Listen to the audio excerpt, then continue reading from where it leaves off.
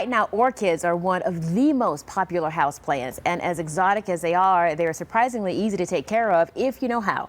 Good Day's Gravir Denza is out on the weather deck to get some tips from Pike Nurseries expert Melody McDaniel. Hey, Karen. I wonder if Betty Boop has ever received orchids as a gift. They're one of the more popular gifts to give. They are absolutely gorgeous, but there is a myth about them. Melody's with us this morning, as you mentioned, and that one of those myths is, you know what?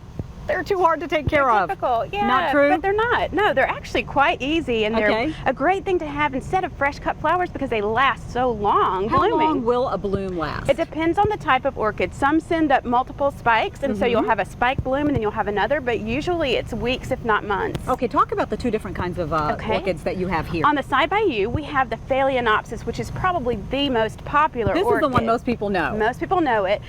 You see it in white, but you also see these different colors, and even the little guys. You see the little tiny ones. Absolutely. Yeah. And now what are these? This is an Oncidium. All of these are different types of Oncidium orchids. They're also known as fairy or angel orchids because they kind of look like little fairies, and they bloom forever. Yeah. Love that. Yeah. Now, orchids, we're out here standing in this, beautiful sunshine. Right. They really don't like the direct sun, do they? They don't. Inside, you want to put them in bright but indirect light, so near a window but not in a window. Okay. And they like about the temperatures that we keep our homes in, 70 degrees in the summertime and about 60s in the winter. Yeah. What about watering?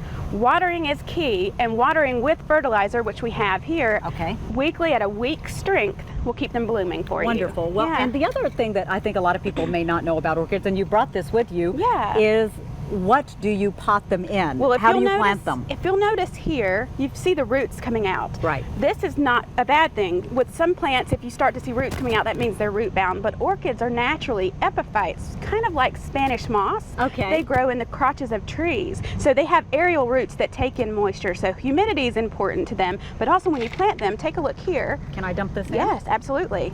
Okay, so do I just put it in right around it? Right around it. Wonderful.